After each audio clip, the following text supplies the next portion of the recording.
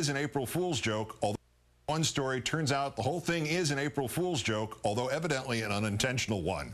As a Fox News press release detailed, the show is, or at least was, to tell real-life tales of overcoming adversity and would include special guests like country singer Toby Keith, rapper and actor LL Cool J, and the former chairman and CEO of General Electric, the parent company of NBC Universal, Jack Welch. You can never get him for an interview. Mr. Cool J and Mr. Welch, read the release, will both speak about their success in this country in a segment entitled In Their Own Words, prompting the Weekly Standard's Mary Catherine Ham to fawn, "The more time LL Cool J spends in a Fox News studio, the closer I get to meeting him, and for that I owe Sarah Palin many thanks."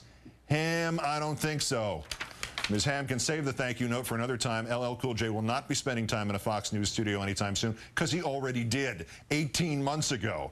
Mr. Cool J tweeting, "Fox lifted an old interview I gave in 2008 to someone else and are misrepresenting to the public in order to promote Sarah Palin's show." Wow.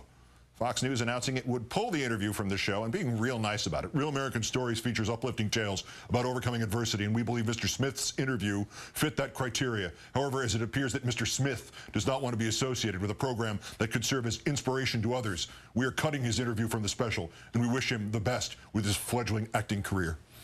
And now Fox has another problem on its hands with the same show. Toby Keith, slated to explain the inspiration behind his song courtesy of the Red, White, and Blue, you know, the one with the lyric, "We'll put a boot in your ass, it's the American way." His publicist telling the New York Times, "I had no idea that this was going to be on Sarah Palin's special. Fox has never contacted me, not now, not when they were putting this together, not at all. I have no idea what they're using." Now it turns out it was for an interview. They're using an interview they did a year ago with him. Joining me now is MSNBC political analyst, the author of Renegade, The Making of a President, Richard Wolff. Richard, good evening. Good evening, Keith. I can't recall the last time Sarah Palin surprised me. But how could anybody screw up something so obvious as the marriage between Sarah Palin and Fox News? You know, Keith, your question is refreshingly quaint. It's almost like you believe that the words "real American stories" has something to do with reality. I mean, that's like saying fair and balance has something to do with fairness and balance. The idea here is, if you need some explanation, that this is a story of overcoming adversity, of a triumph, of inspiration. And it's a bit like being a sort of, you know, one-time flute player and part-time TV sportscaster in Anchorage and going on to serve half a term as governor and still hosting your own TV show and leading a political movement. This show is a triumph over adversity and, if needs be, reality. It is itself inspiration. A triumph over reality. I agree with you on that point. That she also, I think they're showing video of her swimming the English Channel. Now, that's Sarah Palin. Now, we'll get to LL Cool J in a second, but this budding Toby Keith thing, is that the real problem here? I mean, wouldn't the supporters of either of them be mystified that these two people would have a rift?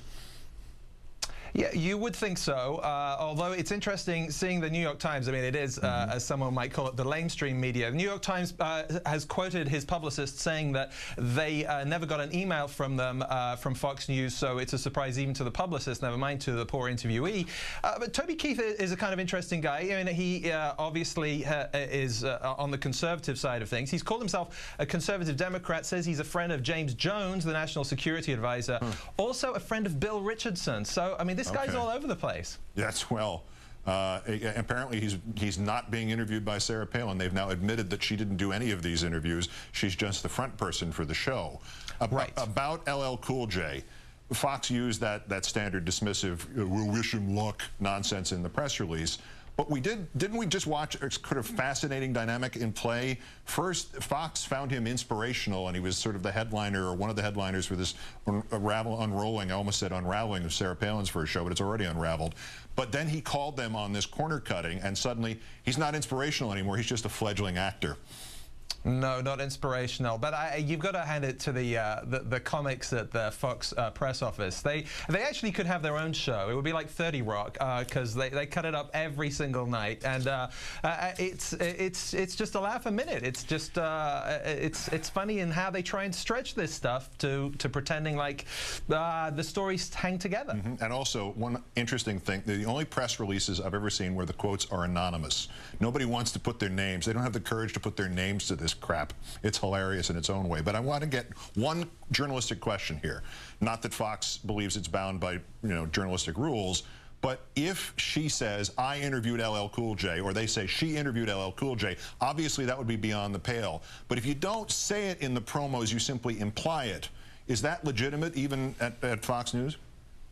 Well, the promos are one thing, but the idea that she talked to people, that they are guests in a lineup, it isn't just about a sort of marketing trick here. And in particular, the New York Times has latched onto something that was in Fox Nation, which apparently does have something to do with Fox News. It takes this whole idea of promotion to another level. So, yeah, it would be nice if the real American stories were somehow real. Whose great idea was it, by the way, to launch a Sarah Palin TV show on April Fool's Day? Every day is April Fool's Day. It's a bit like, I wish it could be Christmas every day, but it is April Fool's Day all the time on Fox News, especially for people who watch it. Last question. Yes, is she going to use a teleprompter? Only dead fish go with the flow, and only dead fish read teleprompters. All right, well, I'm sitting here reading a teleprompter, and I remember the day that you did this show, you'd read a teleprompter too. And I was pretty dead too. That's right, so... Richard Wolff. That wasn't a joke. Richard Wolff of MSNBC, great thanks as always.